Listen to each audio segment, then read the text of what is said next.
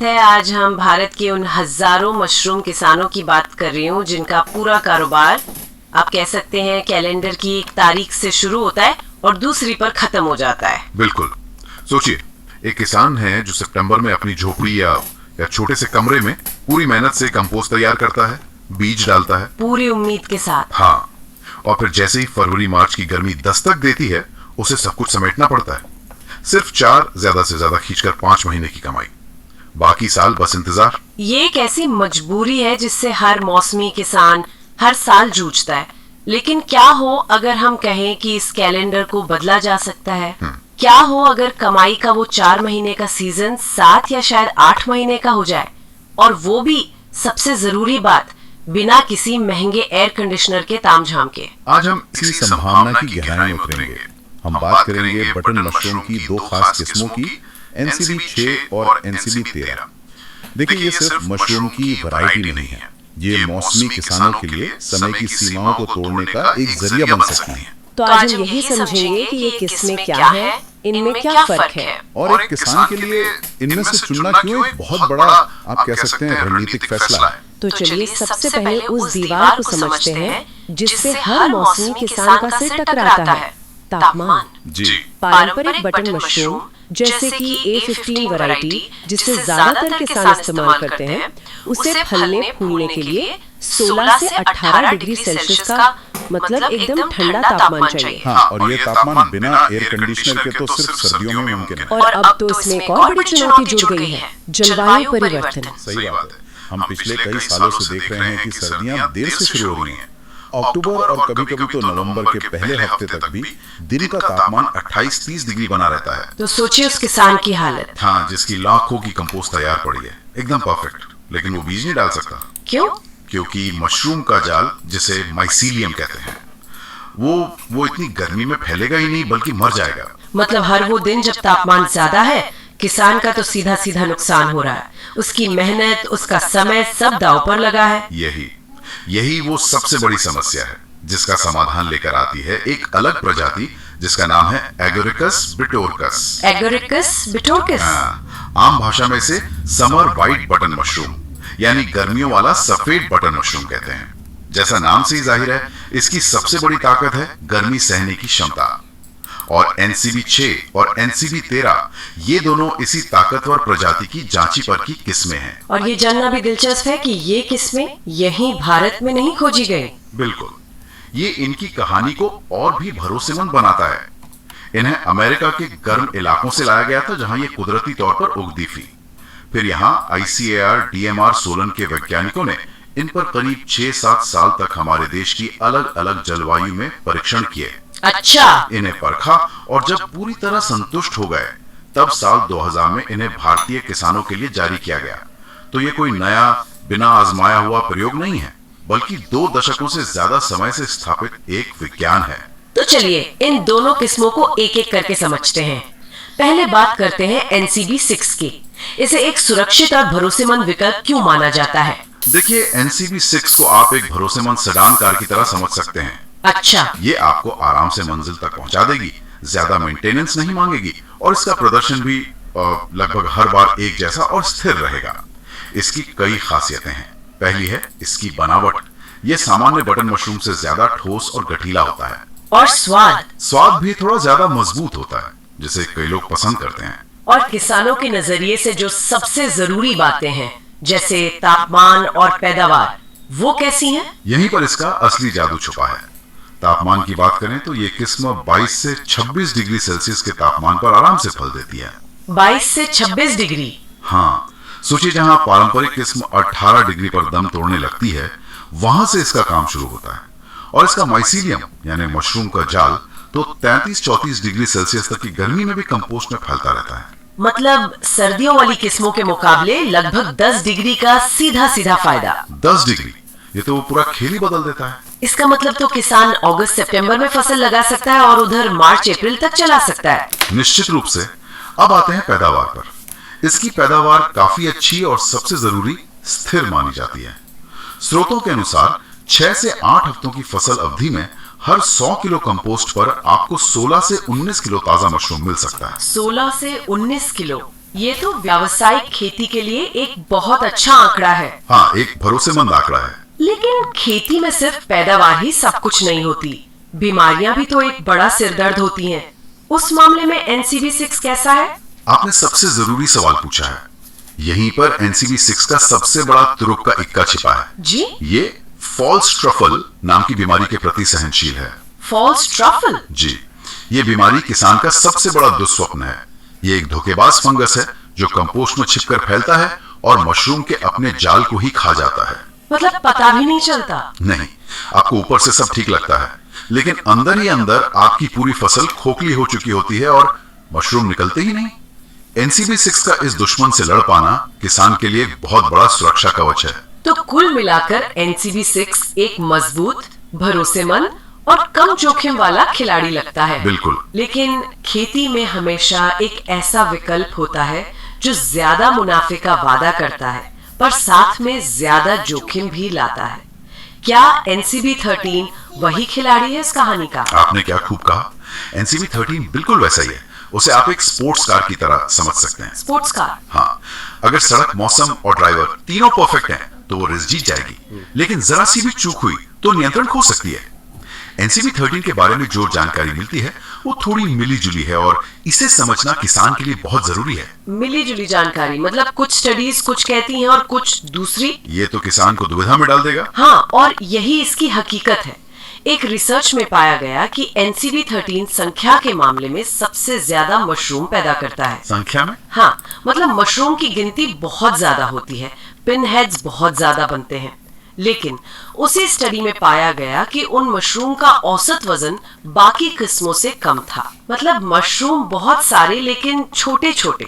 तो ज्यादा संख्या का मतलब हमेशा ज्यादा वजन वाली पैदावार नहीं हुआ। जरूरी नहीं है। हो सकता है कि कुल वजन के मामले में ये NCB 6 से पीछे रह जाए, लेकिन यहीं पर कहानी में एक और मोड़ आता है। अच्छा। एक दूसरी स्टडी में इसके फल NCB 6 से भी बड़े पाए गए। लेकिन ये तो बड़ा अजीब है, एक ही किस्म के बारे में दो स्टडीज इतने अलग नतीजे कैसे दे सकती हैं? किसान इस पर भरोसा कैसे करे? ये एक बेहतरीन सवाल है। ये दिखाता है कि NCB 13 एक नखरीली या कह लीजिए हाई परफॉर्मेंस किस्म है। ये परिस्थितियों के प्रति बहुत ज्यादा संवेदनशील है। अगर उसे कंपोस्ट में नाइट्रोजन, नमी और हवा का एकदम सटीक संतुलन मिलता है तो वो रिकॉर्ड तोड़ पैदावार दे सकती है। लेकिन जरा सी भी चूक हुई, चाहे कंपोस्ट में या केसिंग में, तो उसका प्रदर्शन NCB 6 से भी नीचे गिर जाता है।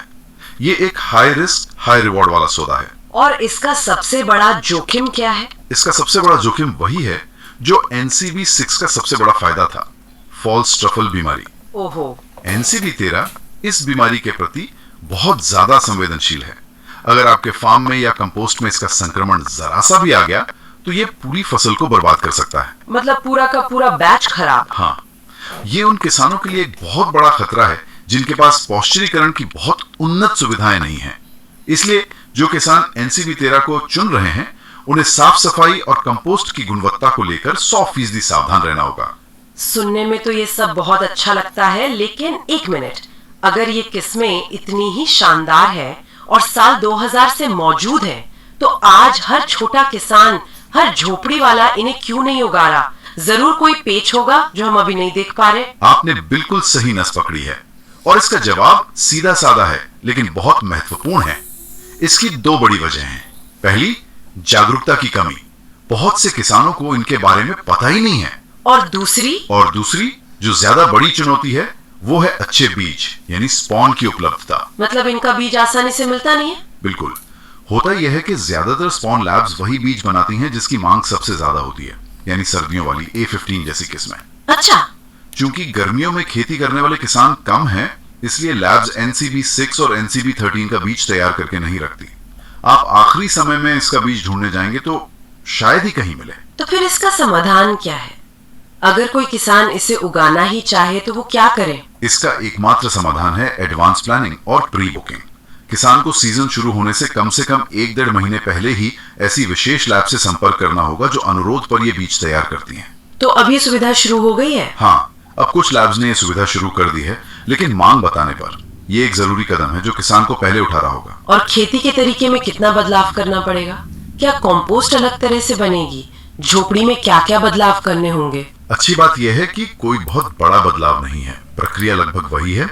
सबसे पहले कंपोस्ट। इन किस्मों को भी अच्छी तरह से पाश्चुरीकृत की गई कंपोस्ट चाहिए, यानी ऐसी कंपोस्ट जिसे भाप से उपचारित किया गया हो ताकि सारे बुरे कीटाणु मर जाएं और सिर्फ मशरूम का जाल ही फैले।